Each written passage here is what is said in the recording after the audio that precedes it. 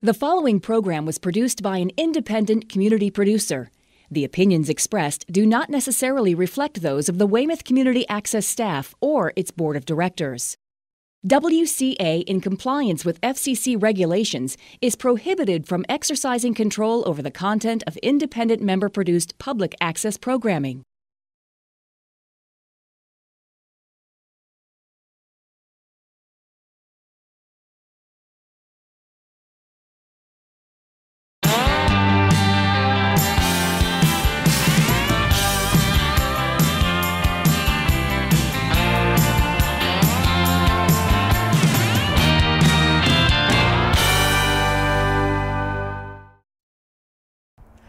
Hey everyone, I'm Dan Buttrick and you're watching another episode of In the Saddle.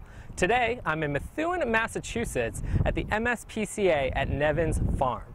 And they're going to show us around their equine program and the things they do to get these wonderful horses prepared for adoption and a second chance. So if you're ready, let's go meet them. Hi everyone, I'm here with Catherine Poltak of the MSPCA here at Nevin's farm. She's going to show us around and kind of explain the important work they do up here.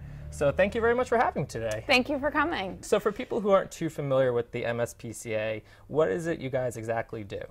Well, I work here at the MSPCA in the Equine Center. We also do farm animals, but the majority of the animals that we have currently in the Farm Animal Center are horses. So we care for the animals at the shelter, and then we evaluate them for adoption.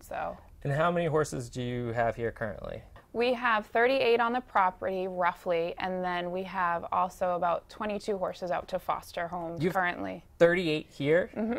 That's Absolutely. a huge undertaking. It is, it is. It's a lot of work, but we have a great team here that we work well with, and we love our animals, and that's why we're here. And what's your position? I'm an animal care and adoption counselor, and I'm also head of the training program for the horses. 38 horses to train, you're the head of that? Oh, yes, absolutely. It's a lot, but in order to get them adopted, we do need to do a full evaluation for the, for the animals to make sure they go to the proper home. So how many volunteers do you have up here? Currently, roughly, I think around 30 volunteers that are in and out. They strictly volunteer, so we do appreciate them coming when they are able to. We do have some volunteers that have been over here for 10 years, so it's great. Horses that are here, how do they come here basically? Are they, do people drop them off? They don't want them anymore, or are they seized by, you guys go out and seize the horses? Absolutely, in two different ways. People can contact us over the phone or sometimes stopping in, and they call us if they need us to surrender their horses, or we do actually go pick up horses that need to be taken from their homes. The majority of them are here because they need to be surrendered over. Unfortunately, the economy has crashed, so a lot of people can't be affording the horses anymore. So they would contact us, and we do a surrender program where we ask them a bunch of questions over the phone, and that's the initial contact that we have for them, asking questions about the horse, the past, the history, how long they've had them for, and any medical issues that we should be aware of, things like that, vaccination records, all of that. And then also a lot of horses come in that people can't handle for a bad match, say.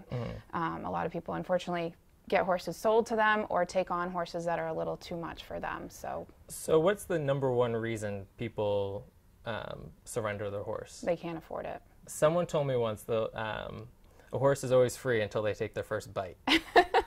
And it's funny, it's the truest thing, because the amount of money it takes to feed a horse, the farrier for their feed, vet bills, all that is really, it adds up very, very quickly.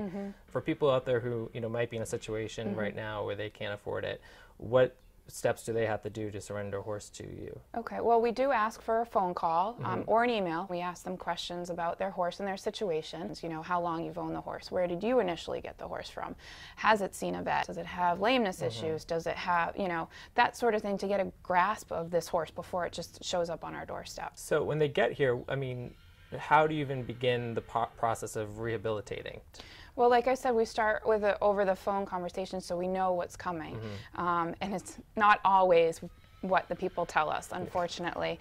But when that horse comes off the trailer, we try to let it settle in for a little bit. But with the horse that's so skinny or their feet are so long, all you want to do as a person, because you love this animal, is go at it right away. But you have to slowly put them into a feeding program if they're skinny, and slowly trim their feet back if their feet are really long. No, you can't just like start clipping away at their feet and throwing them a bucket of grain. No, absolutely not. A whole bunch of hay. And which you want to do naturally, is just you feel so sorry for this animal, but no, that'll actually have a bad effect on their health. Really? So, absolutely. So it's like even a human, if it's very skinny, you have to slowly build up to an actual what they would be eating on a regular basis. So we always are consulting with our veterinarian to see what the best plan would be for each individual horse. In order to get a fair evaluation of them, we allow them to settle in. We let them go out and turn out as much as we can and really get them into the routine that we have at our facility. How much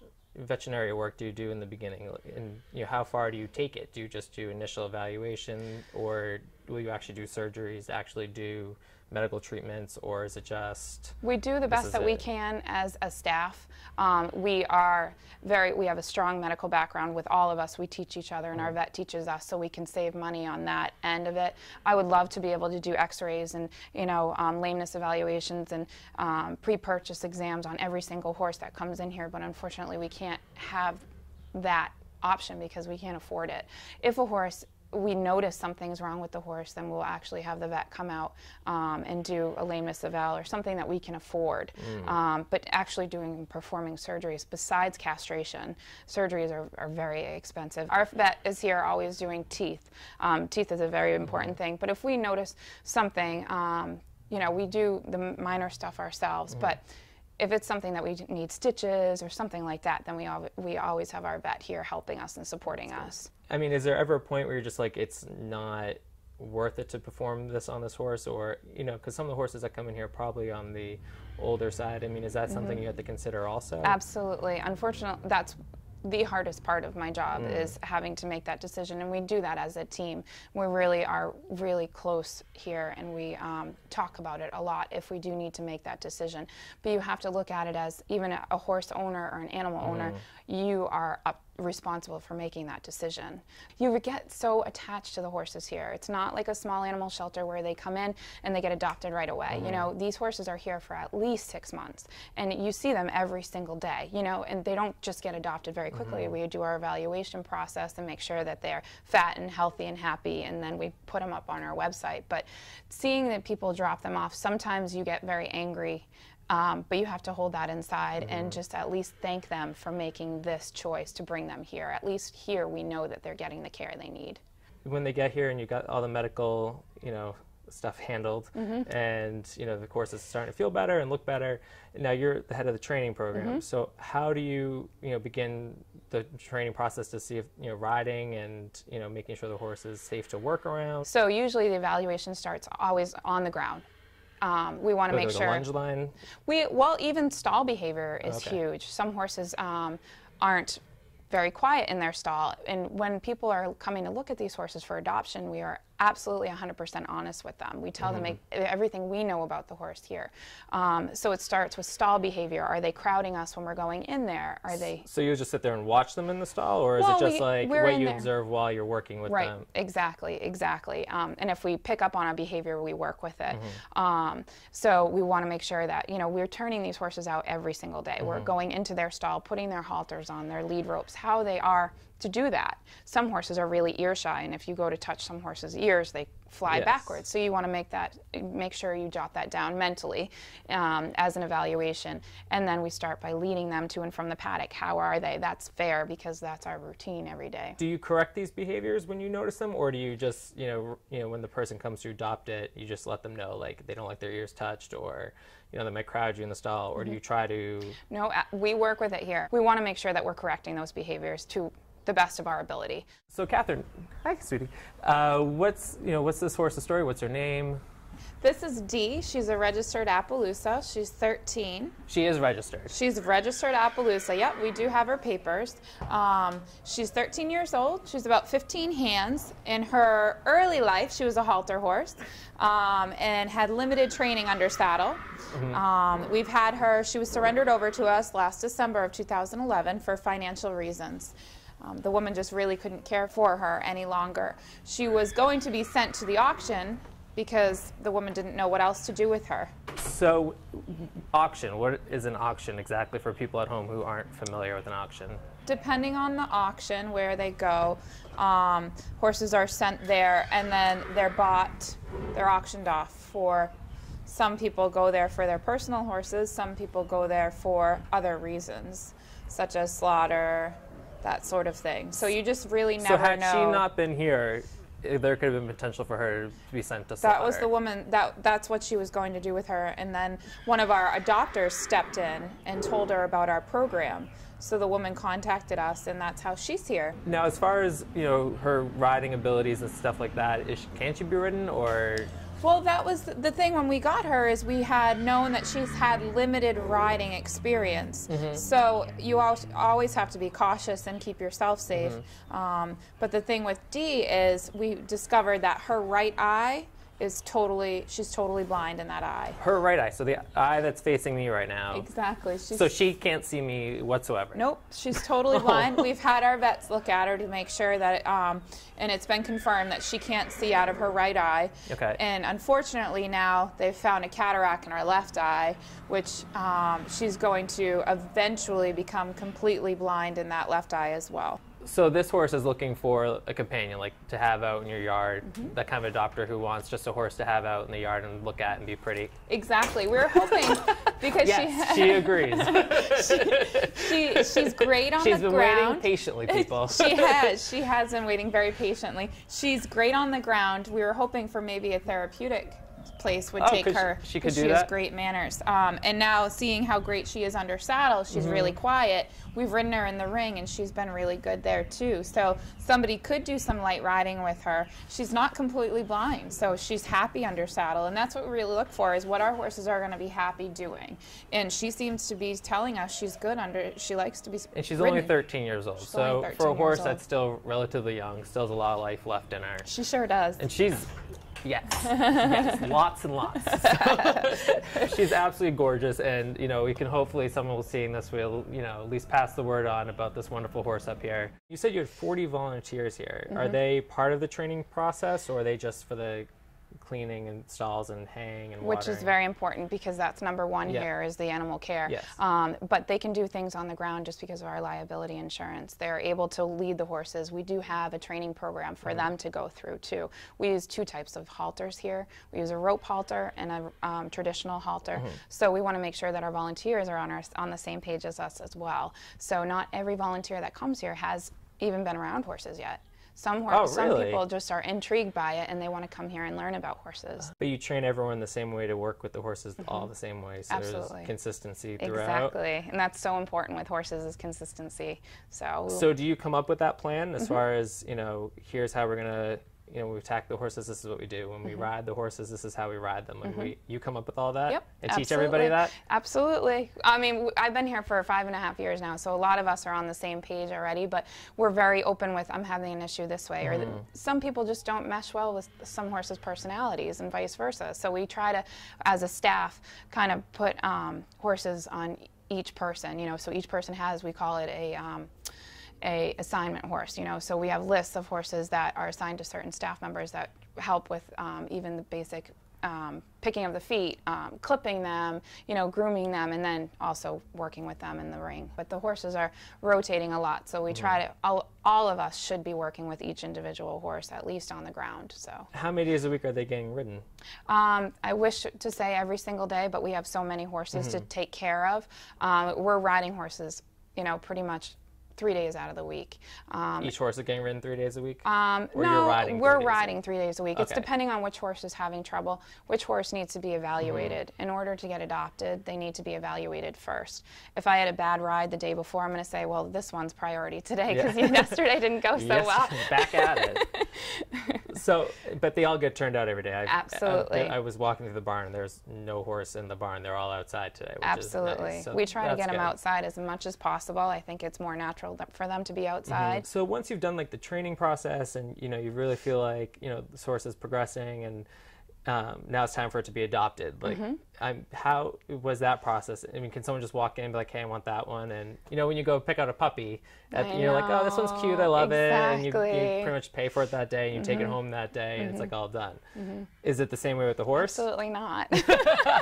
Absolutely not. So you can't just show up with your trailer and then write a check and take it with you? Absolutely not. Wow. You know, like as I said earlier, we're very protective of these horses. We want to find them the best home suited for them, as well as the people. I really gain a relationship with adopters because I want the adopter to tell me, what are you looking for? I know these horses and I can represent these horses, so do you tell me what you're looking for, and I try to kind of match them with the best match, and we stay in touch with the people and make sure it's a good match for them along the way. If it doesn't work out, the horse can always come back here. Oh, really? So that's part of our program, is we try to not have the horse get tossed around. So we do, when people are interested in adopting, they contact us and they make an appointment with a staff member, and they meet with the horse and the staff member. We go over, you know, what the horse is eating, any medical issues, if they need shoes. We really want to make sure that the horse and the person are working well together. So you kind of, you know, work with the people before they adopt to make sure that this is going to be a right match, because you don't want to get it back. Well, we do, I mean, we always could. It doesn't, you don't know. But that's not your goals. You're not like, I hope this horse comes back to me in a couple months. We usually say about a minimum of 3 appointments. So within the appointments, we have us riding the horse if it's rideable. We have some horses that aren't started under saddle yet. We have them ride the horse, and then usually the last appointment is them strictly coming and working with the horse and riding it themselves. So we're not going to warm it up for them or do anything. So they can really see what this horse is going to be like if they pull it out at home and they say, this wasn't the horse that I wanted. You know what I mean? So you kind of show them your training process and what you do, and then allow them to work on their own and see exactly how that relationship's going to be, if their personalities match. We have 3 references that we check, usually a vet, a farrier that you've used before, and then a personal reference. Okay. We'll also do a home check to make sure that it has adequate fencing and shelter for the horse. Yes. So why should people, you know, come here to adopt a horse? Like, why not just go out and buy, you know, a show horse that's ready right now that hasn't, you know, had a past that wasn't ideal? I mean, every horse needs a home. That's the way we look at it. Every horse needs a home, if it's a sale, if it's given to you. But from this facility, working here for so long, we have some amazing horses here. We have your companion-only horses that would be best suited just not being ridden. But we also have these gorgeous horses. They're so talented. We have horses that can be, you know, jumping up to 2.6, walk, trot, canter, doing hunter paces. We have horses that could be doing some reining. We were doing reining patterns the other day with one horse. Really? One horse is doing lower level dressage here. We have so many different horses here. Sizes, shapes, colors. It's not just what you think. That's honestly why I want to do the show up here, was because I never even thought about. I thought, like, MSPCA, I'm going to go up there and there's going to be a horse that's going to, like, have ribs everywhere. That's what everyone says. Yeah. If I had a penny for each time someone said that, I can't believe your horses look so good. And I was like, I'm like, what do you think you were going to do? You know? No, but like when you know, animal shelter, and you just think, you see all those, like, you know, MSPCA, like, you know, commercials on TV, and you see, like, horses with ribs. Like, I just thought, and it was going to be a horse that was beaten severely, and, you know, it's going to be, like, you know, difficult to work around. And then I came here, and all these horses are nice and plump and fat and walking around, and their ears are forward. And that's what I want people to realize, is there's other options out there for buying a horse, not just, you know, going online and buying one for $10,000 that's show ready. So we're back with Catherine, another wonderful horse. So Catherine, who's this? This is Jules. She's how old is she? She's 11 years old. She's a thoroughbred. She did race on the track. How long was she a racehorse for? I think about 4 years. Oh, wow. So how did she come to being in this situation? She's actually at our facility because there was a New Hampshire rescue that had to take on a huge case of horses, and they needed space. So they actually asked us if we had room to take on her, which we agreed upon, thinking that she'd be a good fit in our facility. We've had her since last February of 2011. She's a good girl. She's had a lot of, you know, good positive things on the ground. It's under saddle that we're having a hard time with her, just because she hasn't had much training off of the track. That's the thing people don't always realize, is racehorses know go. They know Exactly. go forward, go now, go quicker. Exactly. So to train them to be calmer, smoother horses is a little bit tougher. Right. They're bred to be hot. Yeah. What hot means is just a fireball. They want to, that's all they know is to go. So when you try to get them to be a pleasure horse, such as a trail horse, or if you wanted a show horse, a lesson horse, that sort of thing, it takes a lot for them to relearn, because you're basically retraining them for what they've been bred for. So what kinds of things have you done with her so far as riding goes? She actually was out in a foster home all last summer, which was very helpful. The foster home was able to really get to know her on a one-on-one situation where we have so many horses, it's hard for us to spend time with them on a daily basis riding them. The foster home did ride her. They rode her in the ring. They also rode her on trails and found that she loves the trails. Really? Which is hard for us to evaluate here because you don't have the trails. We don't have trails. So if someone's at home and they're looking for just a backyard trail horse, not really looking for a showing, this might be the ideal pick for them. It would be. The problem with that is the level of rider that she needs, because she has such limited training off of the track. So she needs somebody that she can really trust and bond with, somebody that has experience. She needs somebody to really take her to that next level, to retrain her from what she's bred to do, which is to just run. Was she not like a very successful racehorse? Is that why?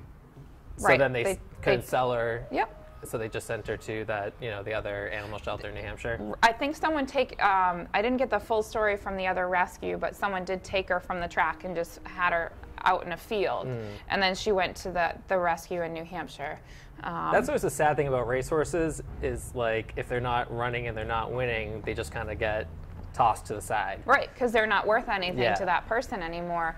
It's very rare for people to send their horses to a retirement home. Yeah. So this is another great horse offered here at the MSPCA at Nevin's farm. Has there ever been a horse over the years that has, like, stood out to you the most, who, like, just every time you hear the story just, like, tugs at your heartstrings? The problem that I have personally is I get so attached to them.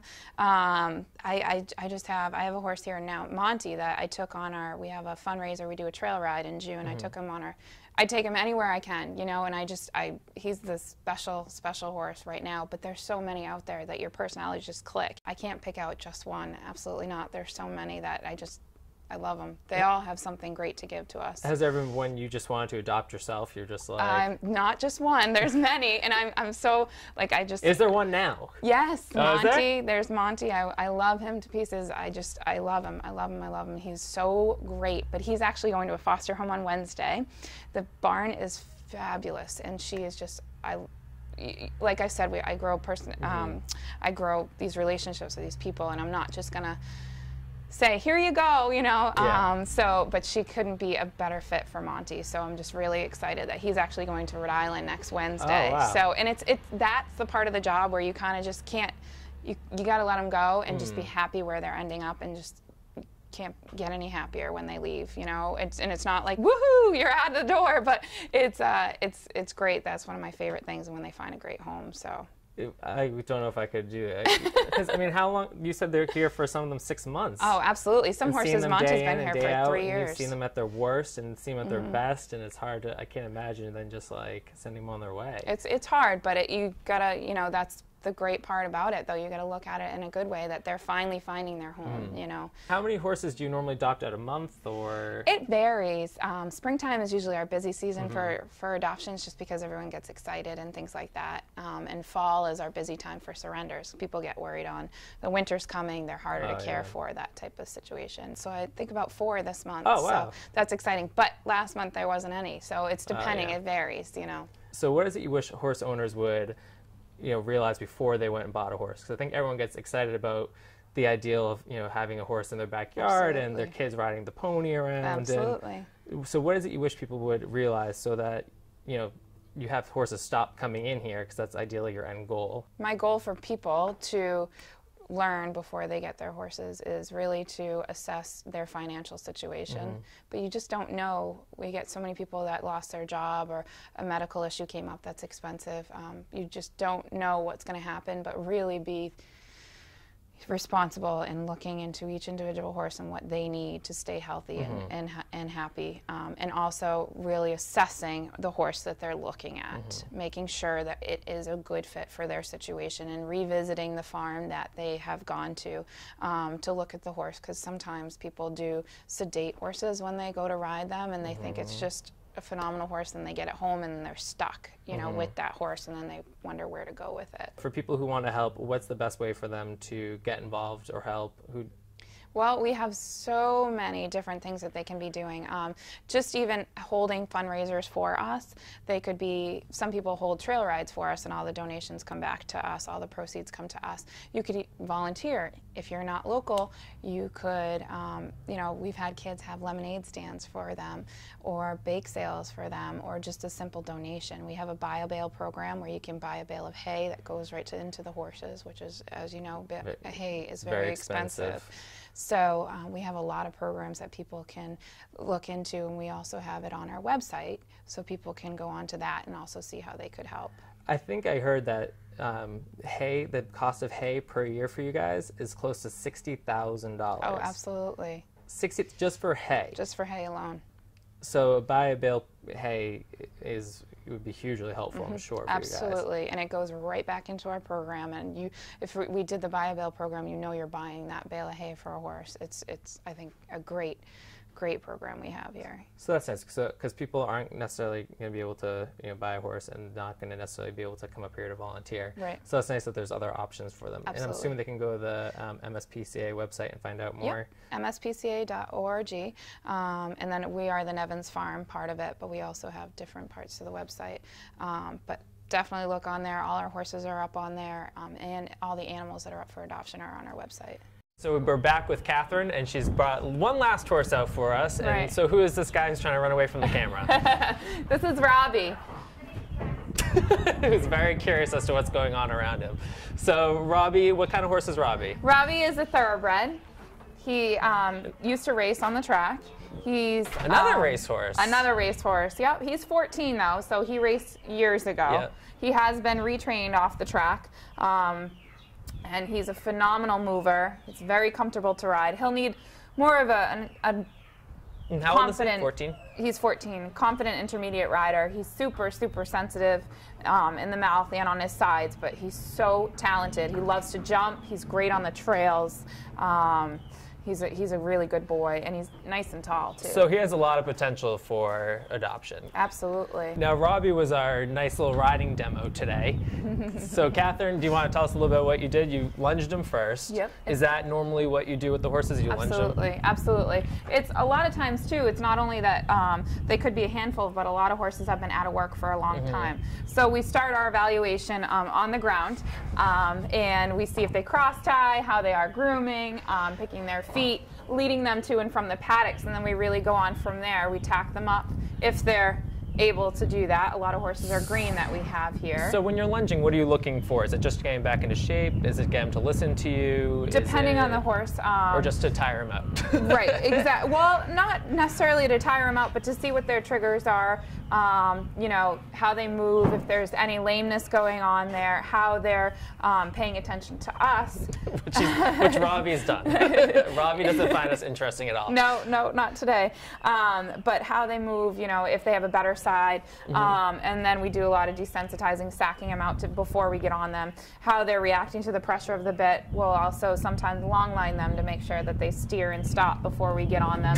We also, he's pushing up. Okay, Robbie just doesn't like me. No. He's like, I'm done standing here. So then when you rode him, now he's an older horse, are there things you're still working on with him, or is it just merely for exercise? Right now it's more of, since I have evaluated him fully, it's more for exercise. I don't ride him as much as he needs to be ridden. Okay. For a thoroughbred off the track, they're bred to run, they're bred to have a lot of energy. So even though he has all this training, he still needs work, but he has so much talent. He would really do phenomenal with somebody with more experience. Now, what keeps somebody from buying a horse like Robbie here for relatively, cheaper money than normal? Working with them for like 6 months and then selling him for more money. Right. Well, that's part of our understanding when people adopt from us is we do say to them, because we ask for such a limited small adoption fee, that that's in the agreement that they can't buy and resell from us. So or just within a certain time? Well, I mean, if they have to, we ask for forever homes, but forever is an awfully long time. So you just never know if you lose your job, unfortunately, if something happens on that side of it. But so that's part of our agreement when they sign the contract, that they will not buy or adopt from us and resell unless they really have to. If they do have to, then we help them find a home for the horse if they need to rehome it for whatever reason. So we do kind of check in with people and grow a good relationship with them to make sure that everybody's happy. So I just want to thank Catherine Poltak and all the volunteers here at the MSPCA at Nevin's Farm for letting me spend the day with them today. If you at home are interested at all in volunteering, adoption, donating, or even being part of the fundraiser programs the MSPCA puts on, please visit their website, mspca.org. So until next time, I'm Dan Buttrick, and thanks for watching.